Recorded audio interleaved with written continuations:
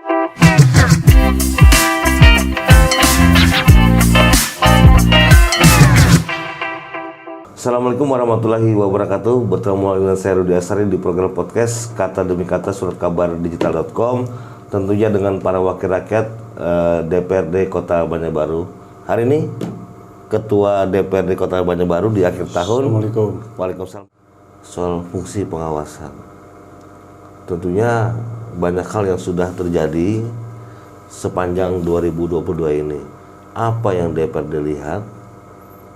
Sudah ada catatan kecil kah atau catatan kaki kah untuk dievaluasi atau apresiasi untuk pemerintah kota selama ini? Ya, dalam hal segi pengawasannya, realisasi yang sudah dilanjut itu memang banyak sudah usulan juga yang diakomodir dan juga ada juga beberapa usulan tambahan dan juga ada juga catatan juga bagi kita. Apa catatan? Ayo kita buka Ketua.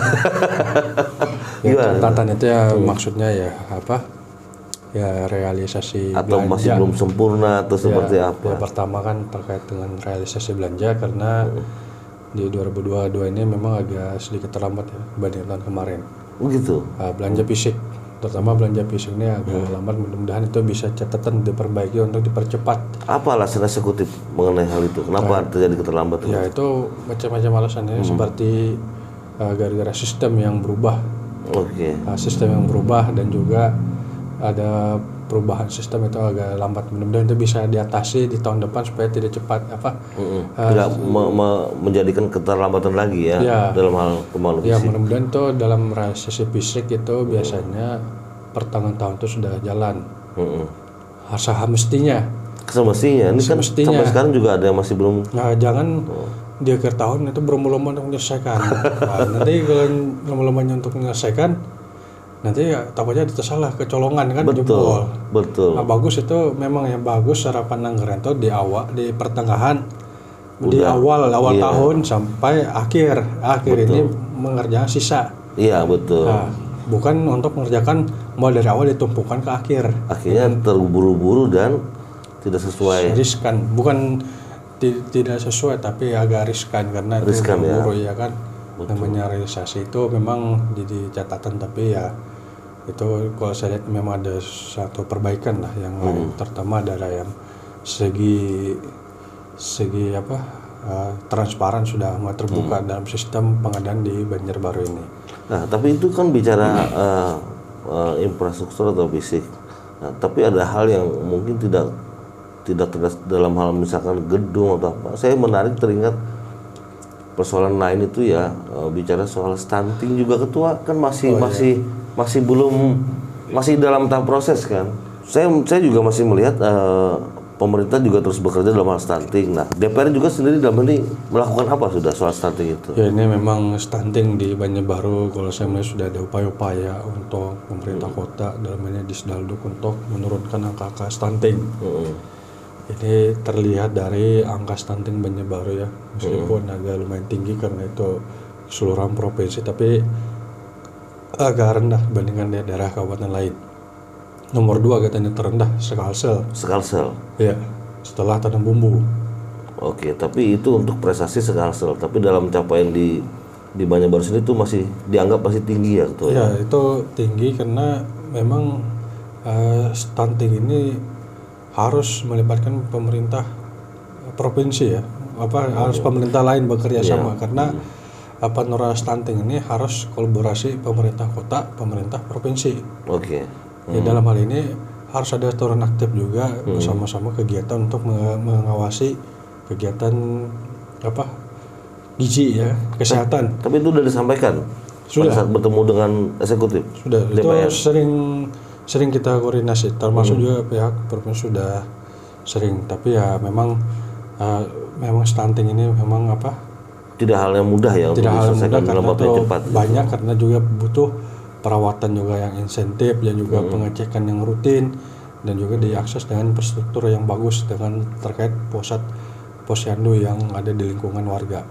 Jadi ini memang ada langkah-langkah tapi tinggal dimaksimalkan lagi. Ya intinya ialah bagaimana bisa mengawasi secara rutin dan juga memberikan pelayanan kesehatan yang maksimal bagi warga sehingga terhindar maupun juga bisa menyembuhkan stunting.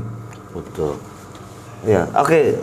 Terakhir Ketua, ketika bicara produk hukum daerah, peraturan perundangan sudah, kemudian pengawasan pun sudah. Terakhir ini yang saya pikir jadi bagian paling penting. Tidak ada anggaran, tidak bisa gerak ini. Susah juga mau ngomong bisa gerak, tapi kadang-kadang kan saya rasa sulit juga bicara soal anggaran. Sudah maksimalkan realisasi selama 2022. Apa yang jadi prioritas di 2023? Ya. Pertama, kita memang soal bicara anggaran itu merupakan suatu anggaran yang harus direncanakan dengan baik dan juga untuk memenuhi kebutuhan masyarakat, baik itu untuk memenuhi maupun juga untuk menyelesaikan persoalan. Itu salah satunya untuk bagaimana kita merencanakan anggaran yang baik ialah apa yang sudah terjadi tahun-tahun sebelumnya atau tahun 2022 terkait bermasalah itu harus mendapat perhatian anggaran untuk tahun 2023. Itu yang kita fokuskan sekarang. Terutama yang masalah contoh yang kita anukan ya masalah infrastruktur, baik jalan, drainase dan juga sungai dan juga macam-macam. Karena kita tahun-tahun kemarin sudah mengalami musim banjir, betul. Sampai juga 2022 juga banjir, itu merupakan salah prioritas untuk menyelesaikan masalah. Jadi kita harus menyelesaikan masalah ini untuk dianggarkan lebih besar untuk menyelesaikan masalah, ya kan? Di samping juga sosial juga harus ditempati. Ya betul, tetap diperhatikan juga. Makanya kita yang kemarin fokuskan ini adalah penanganan banjir. Jadi 2023 anggaran akan lebih besar. Ya maksudnya bukan lebih besar, kalau besar itu memang ada porsinya, tapi yang prioritas untuk dianggarkan ialah masa-masa yang sebelum sudah terjadi, yaitu masalah klasik, ya kan? Iya, masalah betul. mitigasi banjir. Jadi harus ini kita betul-betul merencanakan dan juga mengeksekusi dengan baik masalah anggaran. Itu pertama masalah banjir, ya kan? Banjir, ya. Yang kedua, karena kita anggaran ini memang suatu kebutuhan, satu fasilitas yang sudah disediakan.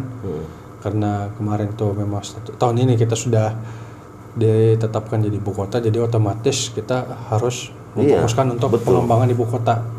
Terutama dalam hal instansi vertikal untuk membantu koordinasi untuk memenuhi kebutuhan instansi vertikal untuk jadikan ibu kota. Sebagai ibu kota salah satu ya. Semacam itu, kayak baik dari perkantoran, baik juga untuk jalan dan juga sebagainya lah, saya rasa. Oke, Ketua, terima kasih sudah menutup podcast di akhir tahun ini dengan beberapa informasi yang mudah-mudahan bermanfaat juga bagi warga di Banjarbaru.